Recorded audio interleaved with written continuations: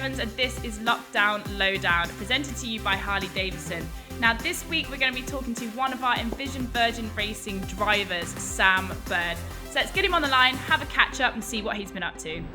Sam, thank you so much for coming on. It's great to see you because obviously we're not seeing any racing at the minute. How are you finding the lockdown?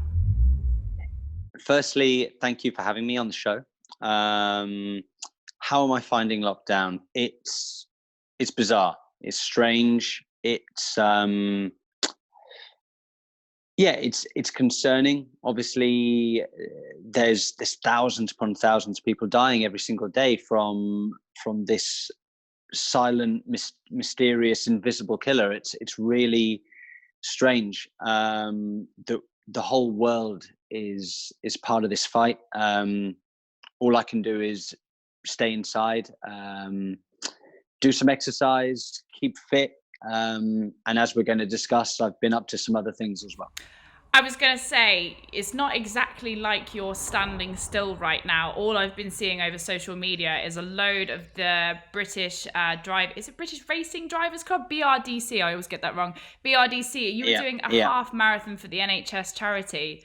And you got some ridiculous time. What was it, an hour and a half and 20 seconds?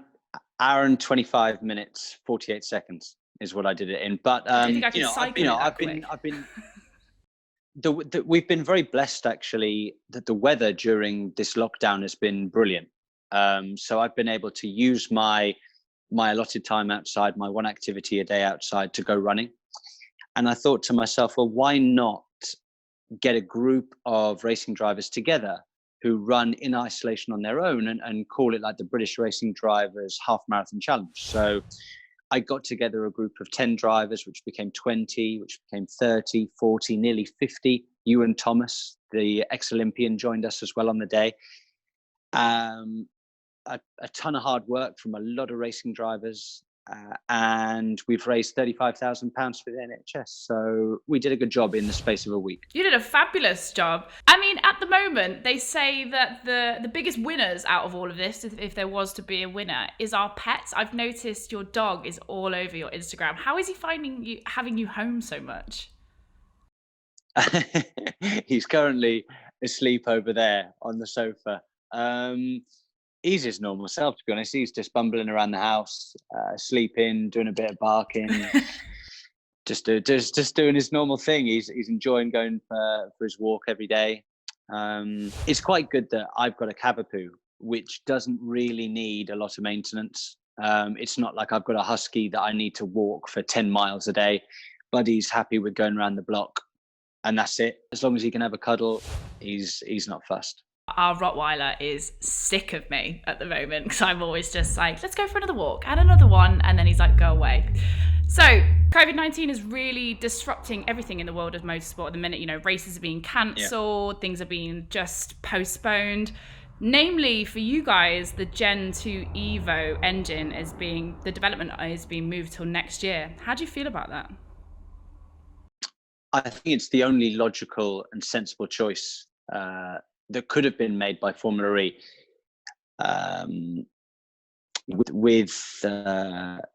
With the issue that we've currently, it made sense to postpone that, and I'm sure there'll be other postponements as well. Maybe drivetrain wise, maybe they won't homologate people's season 7 powertrain, and everybody will have to use their season 6. I'm not sure yet. So the rules might need a bit of tweaking, but these are strange times, as we've said. So your last race was in Marrakesh, and we don't know at the moment when the next race will be because it's all very uncertain. But if it turns out that season 6 will then flow straight into season 7, what are you going to do with all of that time? I'll continue doing what I'm doing now, to be honest. Just pushing really hard in the gym, going running, trying to better myself. I mean, since I think August last year, I'm now nearly 10 kilos lighter than I was. So I've lost a lot of timber, which is great. Lighter for the car, better for for the weight distribution of the car. I've also received the Formula E e-racing package. So everybody's got exactly the same. And Formula E is hosting these live e-races on their platforms. So I'm excited to get involved with that. Does it replace the real sim? Absolutely not. The real sim, I do real work for the real car. It's good fun, but it gives the fans an opportunity to watch something and watch us do something live, which is great. It's happening, placing the real simulator at headquarters. No, absolutely, for sure. The one you've got at the headquarters, that thing will make you sweat, make you feel sick if you're not like fully focused on what you're doing ahead of you. I remember when I drove it. So have you noticed how much sim racing has blown up? Like, it is all over social, lots of live races, things like that. And there is a really big conversation happening around sim racing that some people are saying now, if you wanted to get into real road racing, that you should definitely step into a sim race beforehand. What do you think of that? I mean, there's no substitute for actual bum in seat time in a real car. I mean, it's not like the best PlayStation gamer could jump in a Formula E car and go quicker than whoever's on pole position on the day. It's not going to happen. It is very different. However, I mean, to learn a circuit, to learn which way it goes, let's take, for example, the Nordschleife. If you want to learn the Nordschleife, get on one of these sims and get practicing. And that's the best way of learning that circuit, for example. That's what they're great for. And they're also good fun. You know, you see the F1 boys at the moment and the Formula E drivers, IndyCar drivers, NASCAR drivers, they're all jumping on them now. Yep. All just to get their racing fix, I think. Speaking of Formula One drivers getting into sim racing, I saw Lando Norris shaved all his hair off. Tell me, is that the sort of look that you've gone for? Have you gone for a lockdown shave up? I needed to go to the hairdresser badly, and they're all closed. So I basically gave myself a number 3 all over, and actually my wife quite likes it. So it looks like it's here to stay. That with a beard apparently is a good look. So if it's good for her, then it's good for me. This leads me into my last question. Obviously, it's been a long time since you've seen Robin. Are you missing your friend and teammate?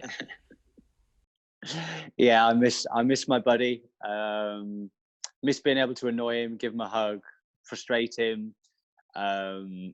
Yeah, it's a great relationship that we have. But yeah, I do miss him. We've spoken a couple of times on the phone, video calls and stuff like that. A couple for business and a couple just for fun, just to see how each other are.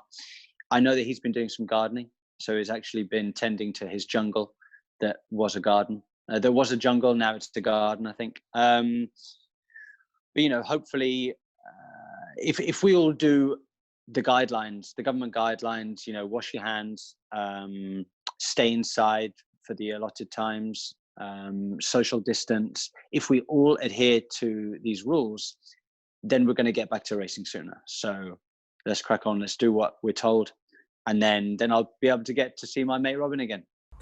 I'm absolutely in your camp with that thing. If we all just do our bit, stay safe, then we can crack on and get racing again. Well, thank you so much, Sam, for giving us a little bit of your time. We're going to be catching up with you super soon. But for now, that's us. Thank you so much for being on board. Thank you, guys. Take care.